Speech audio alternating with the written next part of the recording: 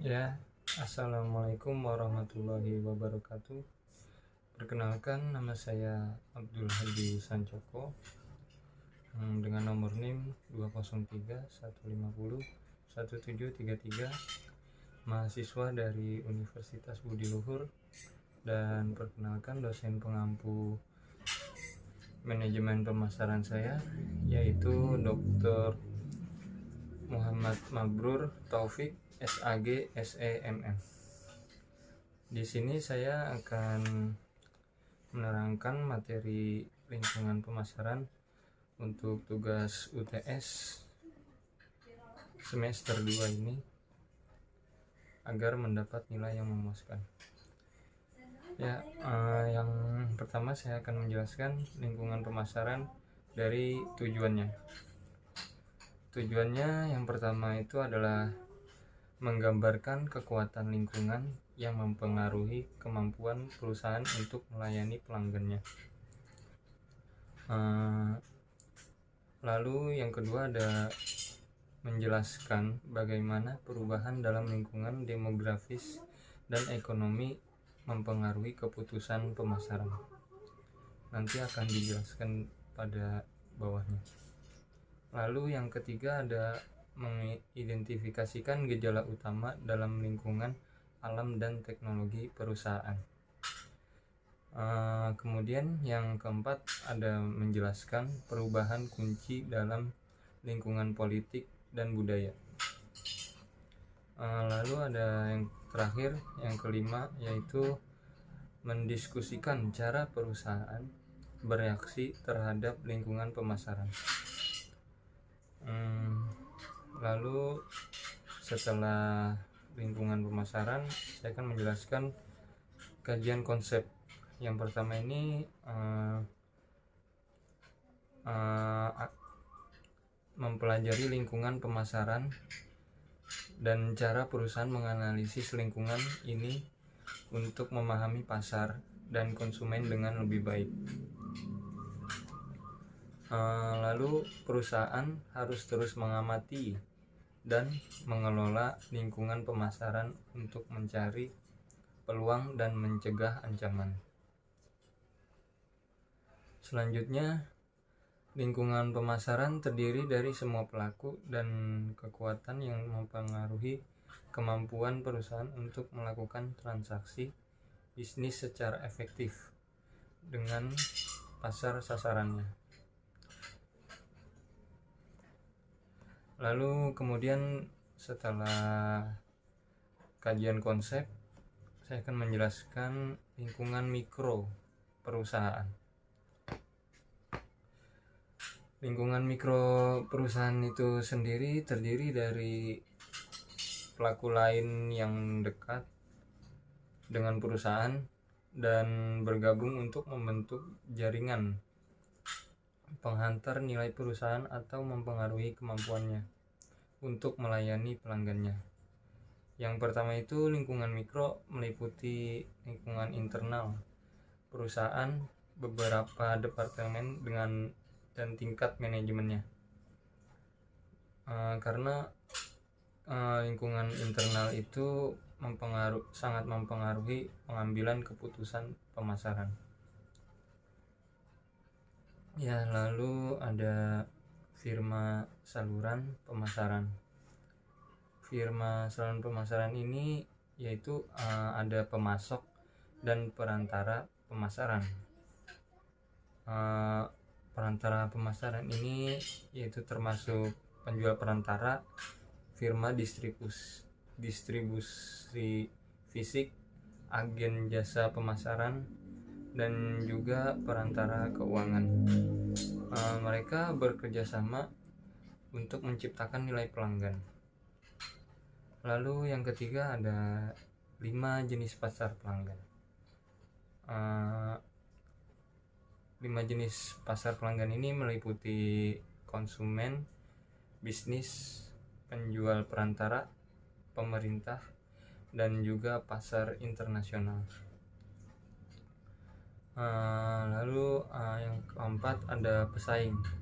Pesaing ini menantang perusahaan dalam usahanya melayani pelanggan dengan lebih baik. Jadi saling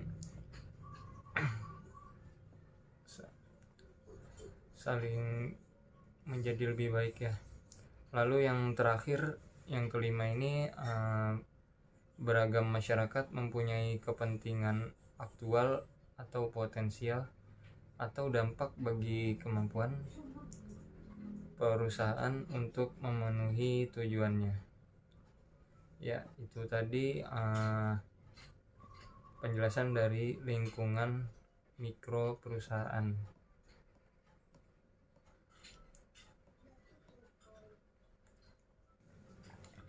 Ya, selanjutnya yaitu saya akan menjelaskan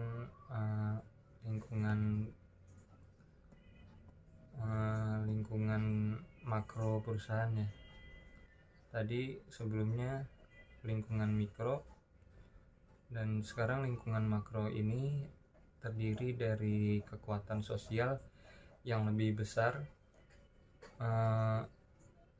yang mempengaruhi keseluruhan lingkungan mikro. Jadi di makro ini pengaruhnya sangat besar ya dalam keseluruhan lingkungan mikro perusahaan. Yang tadi mikro itu jadi yang kecilnya, dan ini yang makro yang kekuatan sosialnya lebih besar.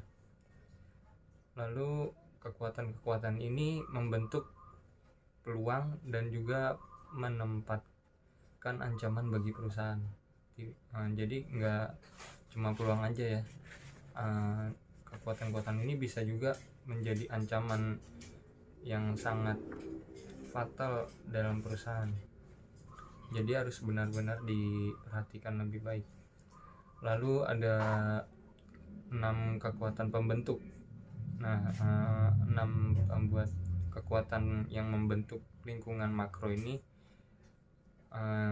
meliputi kekuatan 1, ada demografis, lalu yang kedua ada ekonomi, yang ketiga ada alam, dan yang keempat ada teknologi, lalu yang kelima ada politik, lalu yang terakhir ada budaya ya.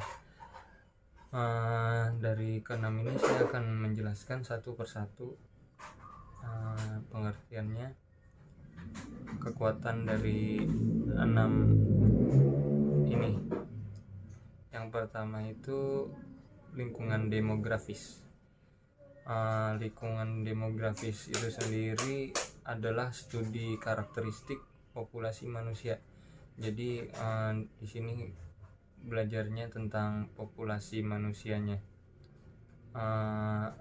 Untuk saat ini lingkungan demografis memperlihatkan itu ada struktur usia yang berubah, misal dari anak kecil hingga dewasa yang tumbuh. Lalu ada perubahan profil keluarga, misalkan dari yang miskin menjadi kaya.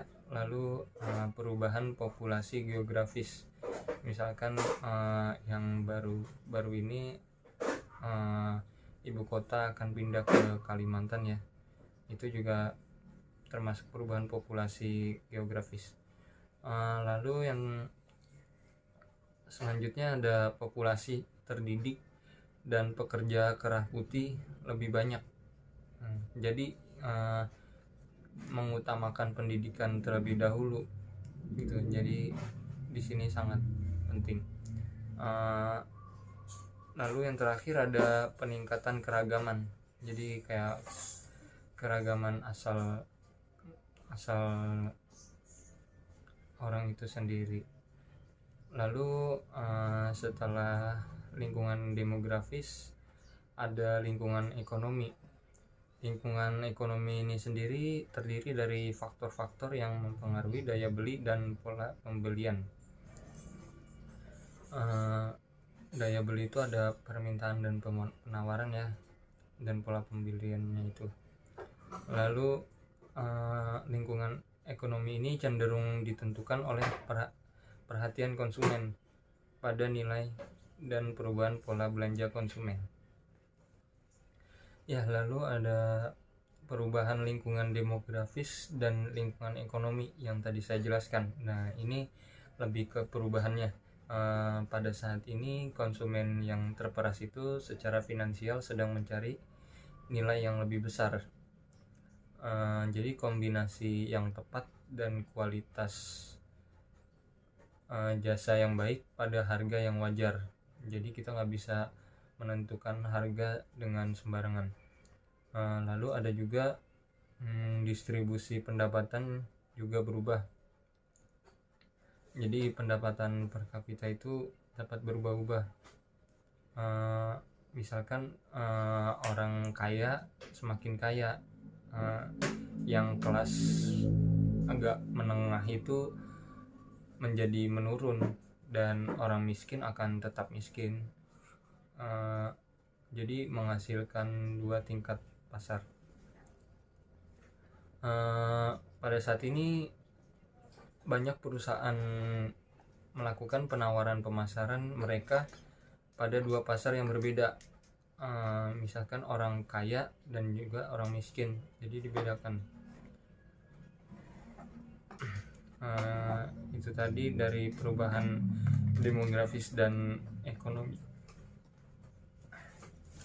Lalu ada lingkungan alam. Dalam lingkungan alam ini yang diperlihatkan itu ada 3 gejala utama ya. Yang pertama itu kelangkaan bahan mentah tertentu, kayak sekarang yang mulai langka itu minyak, dan juga pohon pinus untuk kertas. Karena jika terus-terusan diproduksi, maka akan merusak ekosistem alam juga ya. Lalu ada lagi tingkat polusi yang lebih tinggi, karena sekarang banyak industri di kota-kota besar ya. Polusi ini sangat meningkat drastis ya, terutama pada DKI Jakarta ya. Di sini sudah mulai terasa polusinya itu sangat panas sekali hawanya. Lalu ada selanjutnya ini semakin banyaknya intervensi pemerintah dalam manajemen sumber daya alam. Ya, lalu selanjutnya itu setelah semakin banyaknya intervensi pemerintah dalam manajemen sumber daya alam, ada juga kepedulian lingkungan menciptakan peluang pasar bagi perusahaan yang waspada. Setelah itu ada lingkungan teknologi. Lingkungan teknologi ini menciptakan peluang dan juga tantangan, karena teknologi ini sangat pengaruh ya bagi seluruh manusia. Perusahaan yang gagal itu mengikuti perkembangan teknologi akan kehilangan peluang produk dan pemasaran baru. Jika perusahaan ini gagal, maka ia akan kehilangan hubungan dengan konsumen ya. Jadi harus diperhatikan lebih baik lagi. Selanjutnya itu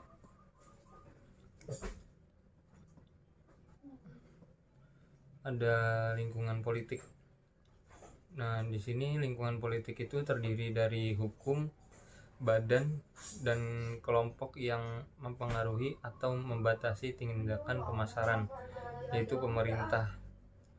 Jadi pemerintah itu sudah mengatur pemasaran secara makro ya. Jadi ada batasan-batasan atau tindakan-tindakan dari pemerintah. Selanjutnya itu ada lingkungan politik.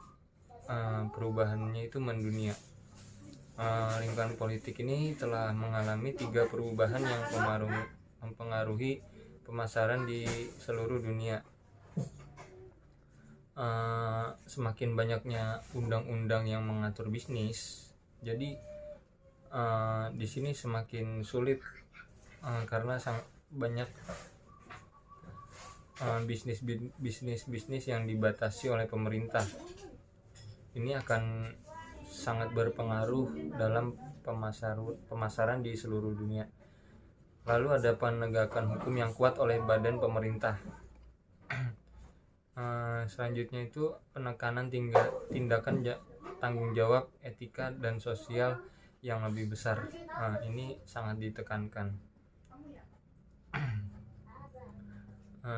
Selanjutnya yaitu ada lingkungan budaya. Lingkungan budaya ini terdiri dari institusi dan kekuatan yang mempengaruhi. Yang pertama itu nilai, yang kedua itu adalah persepsi, yang ketiga itu selera, dan yang terakhir itu perilaku sosial. Nah, nilai-nilai di sini itu nilai dari semua konsumen dan juga pelanggan. Persepsi pun begitu, apalagi selera pelanggan itu sangat mempengaruhi dalam pemasaran ya. Lalu ada lingkungan budaya perubahan-perubahan. Lingkungan budaya perubahannya itu memperlihatkan pertama itu kecenderungan menuju kepompong digital. Lalu ada kepercayaan kepada institusi yang semakin berkurang. Selanjutnya itu peningkatan rasa patriotisme. Ini perubahan-perubahan budaya ya. Lalu ada kepedulian terhadap alam yang semakin besar. Lalu ada spiritualisme baru. Selanjutnya itu pencarian nilai yang lebih berarti dan abadi. Ya, itu tadi perubahan-perubahan lingkungan budaya ya. Selanjutnya ada lingkungan pemasaran, reaksi perusahaan. Perusahaan dapat secara pasif menerima lingkungan pemasaran sebagai elemen yang tidak dapat dikendalikan, di mana mereka harus beradaptasi, menghindari ancaman, memanfaatkan peluang yang ada, atau perusahaan dapat mengambil tindakan proaktif, bekerja untuk mengubah lingkungan dan tidak hanya bereaksi terhadapnya. Nah, di sini perusahaan harus benar-benar memperhatikan lagi, karena setiap saat perusahaan harus bekerja proaktif dan tidak reaktif. Ya, itu tadi penjelasan materi yang dapat saya sampaikan. Kurang lebihnya mohon maaf apabila ada kata yang tidak baik dan kurang berkenan di hati. Sekali lagi mohon dimaafkan. Sekian dari saya. Wassalamualaikum warahmatullahi wabarakatuh. Salam budi luhur.